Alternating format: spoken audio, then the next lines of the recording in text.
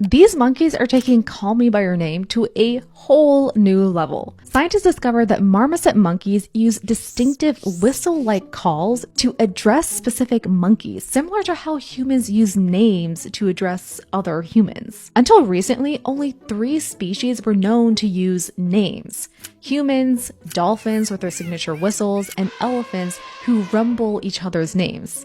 That's it. Now marmosets are officially the 4th member, which is interesting because they're our closest relatives on that list. When we talk about animals using names, we're not just talking about making sounds. These animals have to mentally map out their social world, recognize individuals, and assign specific vocal labels to each one. All of that requires pretty sophisticated cognitive work. Listen to this marmoset conversation. But how do these scientists know marmosets are calling each other by name?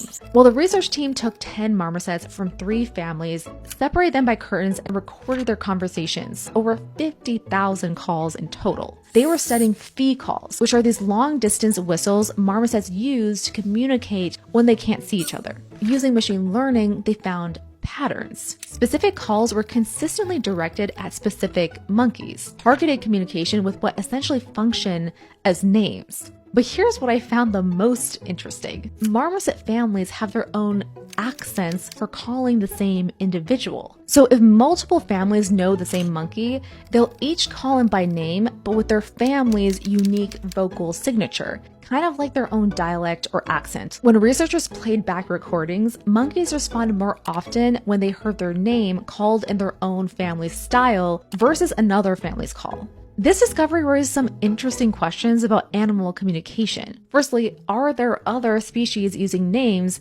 that we just haven't noticed yet? Are we missing conversations happening right around us because we haven't been listening carefully enough? Some researchers think this naming ability might have been more common than we originally thought. We just might be getting better at recognizing it. If you like science we're sharing like this, then follow us everywhere at Today Learn Science at TIL Science.